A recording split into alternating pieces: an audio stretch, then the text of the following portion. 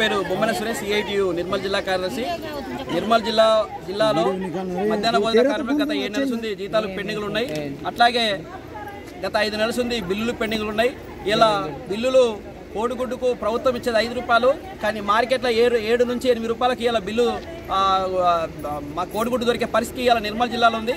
అదేవిధంగా ప్రభుత్వము పప్పుకు 120 రూపాయలు 100 రూపాయల నుంచి 120 రూపాయల బిల్లు ఇస్తుంది, కానీ మార్కెట్లో 200 రూపాయలకి ఇలా పప్పు దొరికే పరిస్థితి ఉంది. ఇలా నూనె ధర ఇంకా 105 రూపాయల నూనె కిలోకు గవర్నమెంట్ ఇస్తుంది, కానీ మార్కెట్లో 180 నుంచి 200 రూపాయలకి ఇలా మార్కెట్లో నూనె దొరికే పరిస్థితి ఉంది. కాబట్టి మధ్యాహ్న భోజనకు ఇలా గత 7 నెలల నుండి పెండింగ్ ఉన్న జీతాలు కానీ బిల్లులు కానీ విడుదల చేయాలి.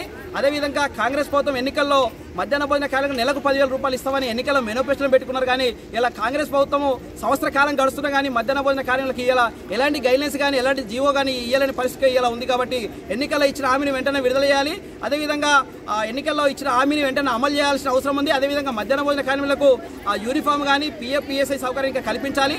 అదేవిధంగా కేరళ కానీ తమిళనాడు రాష్ట్రంలో మధ్యాహ్న భోజన కార్మికులకు 14 రకాల సరుకులు అక్కడ ఇచ్చి నెలకు 7,000 రూపాయలు అక్కడ జీతం ఇస్తుంది. అదేవిధంగా తెలంగాణ రాష్ట్రంలో ఇంకా అంగన్వాడీ కేంద్రాల్లో ఇలా గుడ్డు కానీ పప్పు కానీ నూనె కానీ ఇలా సరఫరా చేస్తుంది. అదేవిధంగా ఉచితంగా ఇలా పట్నా ఉప్పుతో 9 పత్తిది ఇలా మధ్యాహ్న భోజనకు సరఫరా చేసి వాళ్ళ కార్మికులకు జీతం ఇచ్చే విధంగా ఇలా తెలంగాణ రాష్ట్ర ప్రభుత్వం ఇంకా ఆలోచన చేయాలి.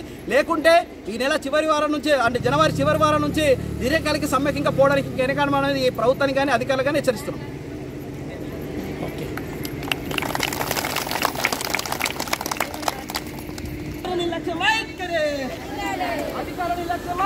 कृष्ण तो मधुकर